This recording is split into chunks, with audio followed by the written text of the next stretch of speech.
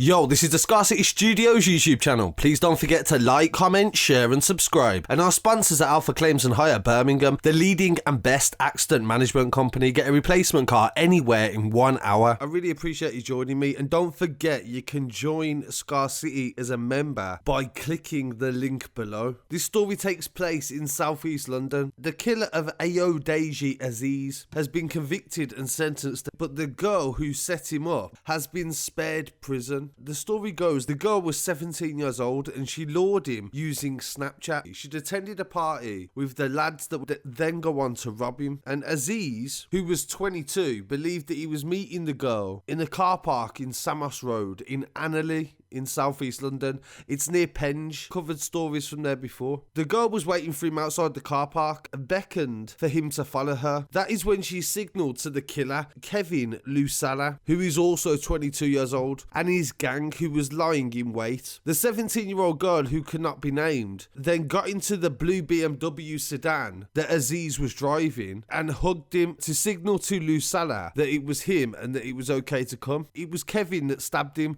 16 times in the torso, back and also the shoulders. But even though he'd been stabbed so many times, he'd managed to stagger out of the car park in an attempt to try to get away from them. He left a massive trail of blood as he went. Doctors tried in vain to save his life, but there was just absolutely no chance. He'd punctured his lung and other significant organs in his body. The 17-year-old was cleared of murder, but admitted conspiracy to rob during the trial while giving evidence. Kevin cried loudly at the Old Bailey as the jury unanimously convicted him of murder and conspiracy to rob. This is a very similar reaction to what happened in the Harry Yuzoka story that I covered very recently, where George Coe, who had killed him, was meant to have cried all the way to prison. At the same time, you have to imagine what must it be like to have to face the consequences to your actions for the rest of your life. And this is something that people don't often think about. What would you be like that moment being told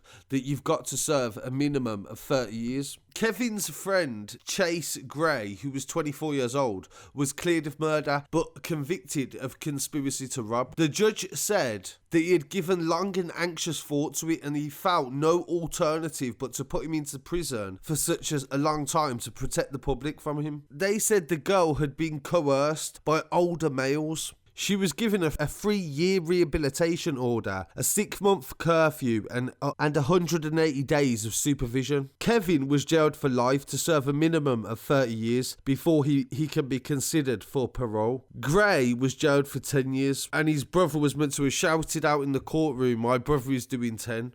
Are you dumb?" But the saddest thing about it is that he was just doing something so normal. He posted a picture of himself with his new car, either on Snapchat or Instagram or something, and this girl had gone to a party with the lads that was involved in the robbery, and maybe she was trying to impress one, but the guys had asked her to try and set somebody up. So she went through her Snapchat and maybe she just seen Azeez and thought that was a target and that was somebody that they could potentially rob. Little did she know, of course, that they would then go on to kill him and stab him 16 times. But this is another highlight of how the precautions you need to take online when you're dating or going about your daily business. The story that we covered recently in Birmingham, where 3 teenagers, 2 of them were convicted of several robberies, where they were setting up fake accounts on a Grindr, the gay dating app, and robbing men all over the city. They robbed 5 men in a 1-month period.